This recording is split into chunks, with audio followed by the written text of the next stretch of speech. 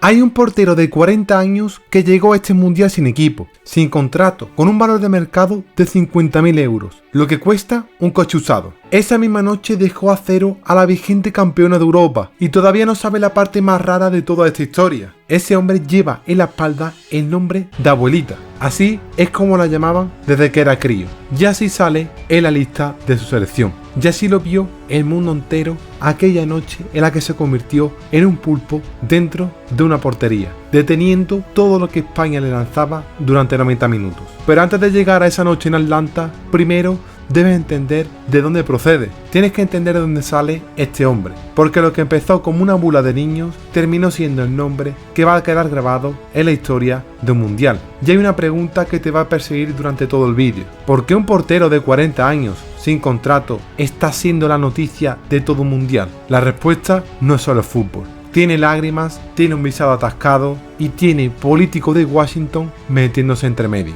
Parece un guión de película, pero no lo es. Todo esto es real. La historia comienza en Mindelo, Cabo Verde, calle de tierra, portería hecha con piedra, partidos donde los mayores no perdonan a los pequeños. Ahí creció Yosimar Díaz, criado por su abuelo porque la vida en aquellas islas no perdona facilidades a nadie. Jugaba contra chavales más grandes que él, más fuertes, más brutos, siempre perdía. Volvía a casa llorando todos los días y los otros niños, para reírse de él, empezaron a llamarle Bociña. En portugués es un diminutivo de abuelita, pero se lo dijeron en forma de burla, un insulto disfrazado de ternura. Lo que ningún niño de esa calle iba a imaginar que 40 años después de ese apodo iba a estar en un mundial de fútbol. Y si esta historia te está empezando a gustar, no te olvides de suscribirte a este canal. Pero Bociña no empezó siendo portero, jugó de campo hasta los 16 años, como un chaval más, sin que nadie sospechara nada especial en él. El cambio llegó casi por casualidad. Un entrenador necesitaba a alguien alto bajo los palos para un partido.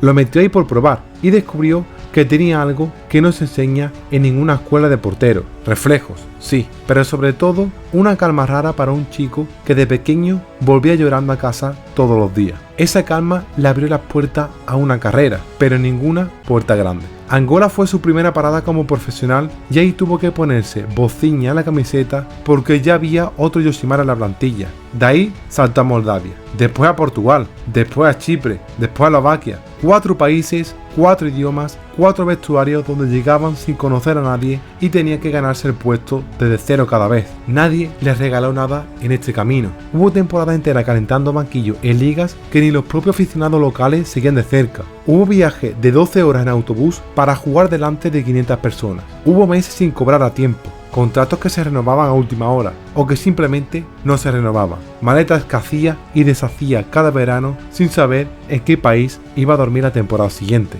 Mientras sus compañeros de profesión colgaban las botas con una vida asegurada, Bociña seguía firmando contratos de un año en clubes que la mayoría de la gente no podría señalar en un mapa, sin saber si esa iba a ser la temporada en la que finalmente nadie lo llamara. Y entonces llegó la convocatoria para el Mundial 2026, en el peor momento posible. Sobre el papel, Bociña estaba sin equipo. Su último contrato había expirado semanas antes y ningún club se había interesado en renovarlo. 40 años, sin club, valorado en 50.000 euros en el mercado. Para que te hagas una idea, hay jugadores de tercera división que valen más que el portero que estaba a punto de parar a España. Pero la selección de Cabo Verde no necesitaba un fichaje de moda, necesitaba al único hombre de su plantilla que llevaba 2 décadas demostrando que sabía sufrir mejor que nadie. El partido se jugó en el estadio Mercedes-Benz de Atlanta. España, campeona de Europa vigente, favorita absoluta, debutaba contra una selección que nunca antes había jugado mundial.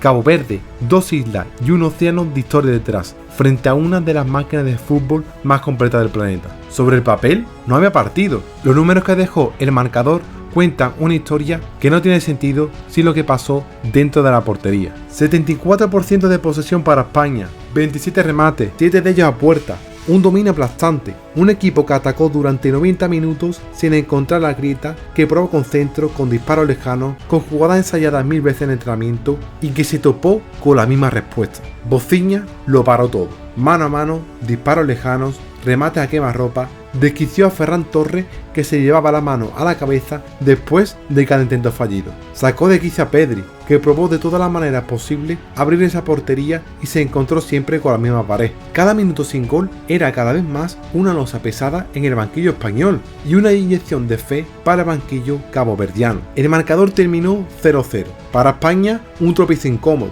Para Cabo Verde, el primer punto de toda su historia en una Copa del Mundo. Un país de medio millón de habitantes sumando su primer punto mundialista gracias a un portero sin equipo y con un apodo que de niño le dolía escuchar. La FIFA lo nombró mejor jugador del partido y ahí, delante de las cámaras y los micrófonos, Bocinha se rompió. No fue un gesto de celebración exagerada ni una pose para las redes, fue real. Contó que su madre no estaba en las gradas, no por falta de ganas, ni por distancia, ni nada relacionado por el fútbol. No habían conseguido reunir el dinero a tiempo para pagar el visado y el trámite se había atascado en el peor momento posible, justo cuando su hijo estaba a punto de vivir la noche más importante de su carrera. Un hombre que acababa de parar a la campeona de Europa llorando delante de un micrófono porque la persona que lo crió no pudo verlo desde la grada. El vídeo se hizo viral en horas, no solo en círculos futbolísticos, saltó de un país a otro, de un idioma a otro, hasta llegar a oídos políticos en Estados Unidos. Hakeem Jeffries y Marco Rubio intervinieron para acelerar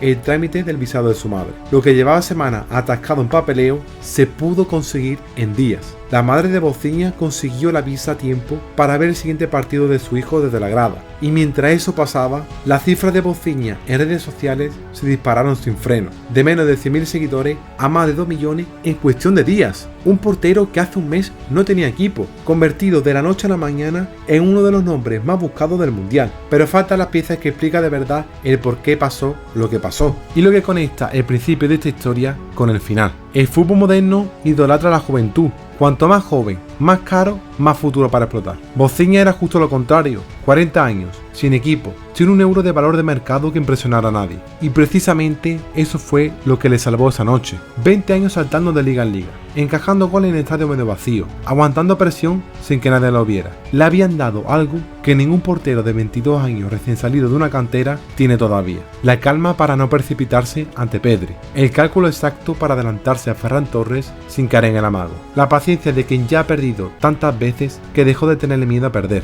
Lo que de niño le costó la pula de la calle, esa forma de jugar pausada, casi vieja, de abuelita, terminó siendo exactamente la virtud que necesitaba Cabo Verde para resistir 90 minutos contra la campeona de Europa. Todo esto estaba detrás de un simple 0-0 en Atlanta, un resultado que en cualquier otra circunstancia habría pasado sin pena ni gloria por los resúmenes deportivos. La próxima vez que vea un marcador así en pantalla, acuérdate de que detrás de cada cero hay alguien que lleva empujando toda la vida para llegar hasta ese momento. Ya está aquí el vídeo de hoy. Espero que te haya gustado. Yo te dejo por aquí mi último vídeo donde analizamos el por qué Oyarzábal desaparece el 80% de veces en el campo. No me enrollo más y nos vemos en la próxima. Chao, chao.